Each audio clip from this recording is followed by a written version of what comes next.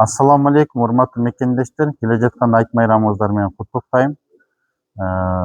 Айтайын деген айт майрам бул жалпы мусулмандар үчүн кубанычтуу, маанайлуу, шан шөкөт менен колдон келишинче дасторконду жакшылап жайып, дос жарлар менен, тууган уруктар менен жакшы маанай менен өткөрө турган күн.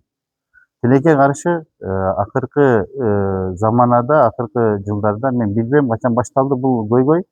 Айт бул өлүктөрдүн күнү, атам өтүп кеткен атасынын манчанчы айты же өтүп кеткен тайта тайнеси, чоң ата чоң энелери жана ошолорго атап, союз союп, ошолорго атап Куран окутуп, айт намаздан кийин имам сап баш болуп, бардык башкалары каш болуп, үй кыдырып, кайгуу күн менен өткөрө турган күн болуп эсептелип түшүнүп калышкан.